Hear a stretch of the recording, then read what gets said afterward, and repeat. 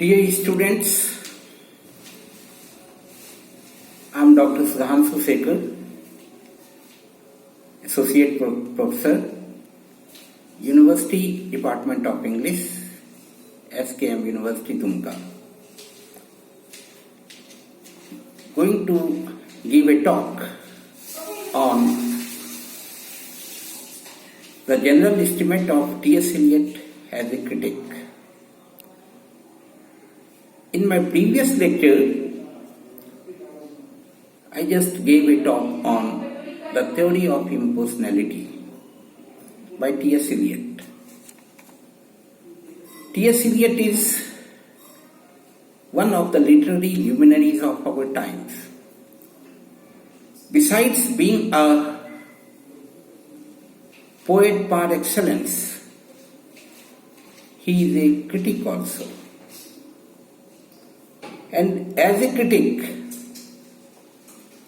his critical manifestos are quite obvious, expressive. In his seminal essays like Tradition and Individual Talent, Functions of Criticism, Frontiers of Criticism, In After Strange Gods, etc.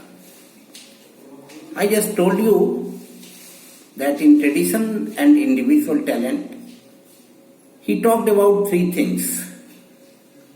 First, he talked about tradition, and he is of the opinion that tradition is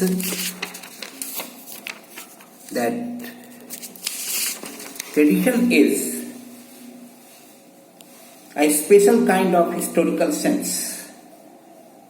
In After Strange Gods, 1934, Eliot describes tradition as the way of feeling and acting which characterizes throughout generations. He is of the opinion that merely handing down of the ideas from one generation to another generation is not the concept of tradition. There should be the original thought. When the present thought starts, the past thought is gone. But there is the concept of the pastness of the past that is present in the presentness of the present. He says that tradition is the new form of historical sense, and his historical sense embodies within itself not only the pastness of the past but its presence also. It embodies within itself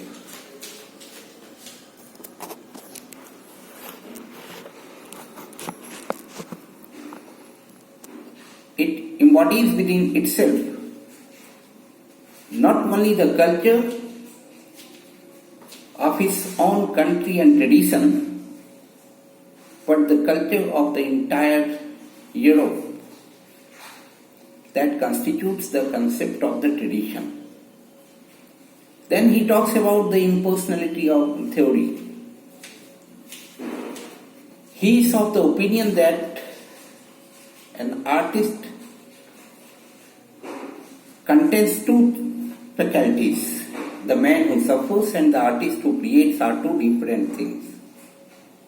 But when these creator and the sufferer becomes one thing, a poet becomes subjective. And that is why he comments on the romantics as an escapist. Especially he comments on the lines of Shelley, I fall upon the thorns of life, I bleed, and says that in the case of Shelley,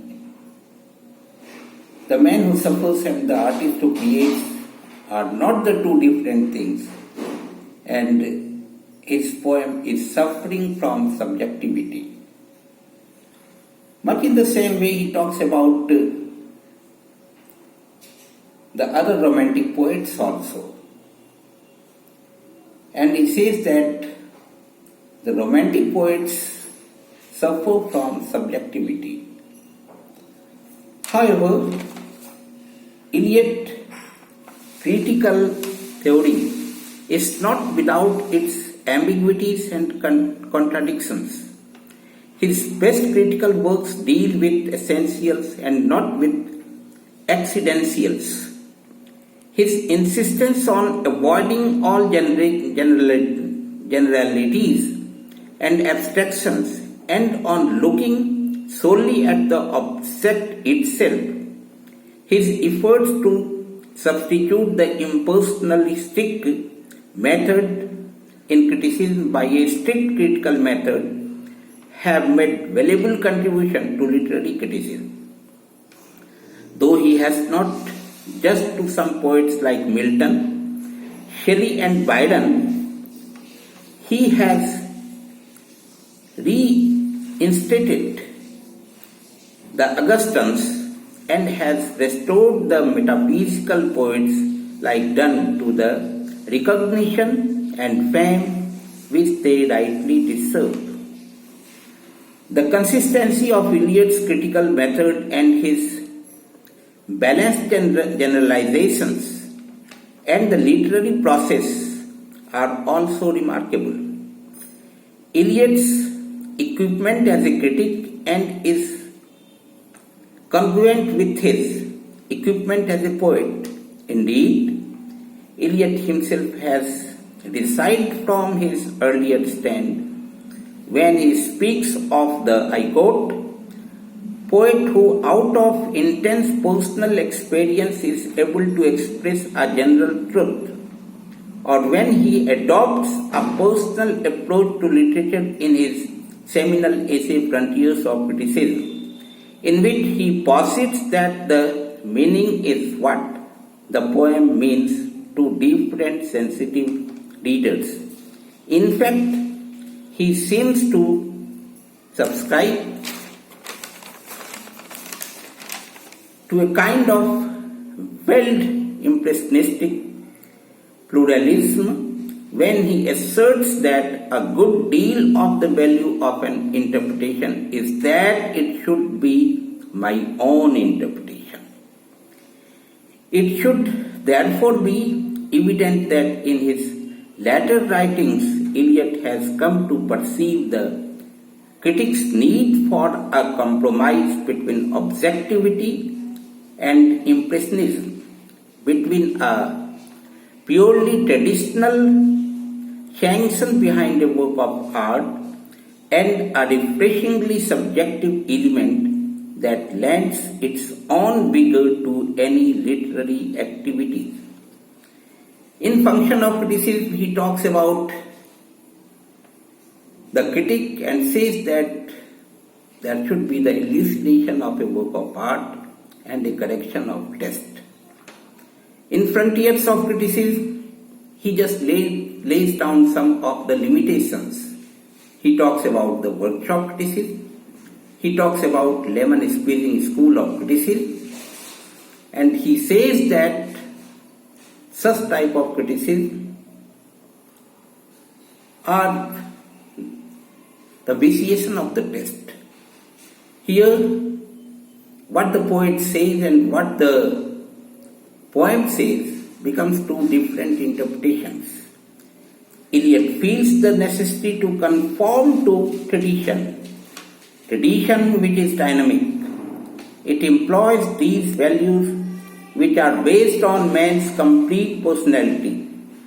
As Eliot says in After Stand Gods, tradition may be conceived as a byproduct of right living, not to be aimed at directly. It is blood, so to speak, rather than of the brain. It is the means by which the vitality of the poet enriches the present, unquote. However, it cannot be denied that Eliot has offered us perhaps one of the most comprehensive perceptive statements on creative and critical activity in the history of English literary criticism. The task of criticism which Eliot places before himself is to attain that faith and to fight for it. We must, says Eliot, I quote, find out our own faith and having found it, fight for it against all others, unquote.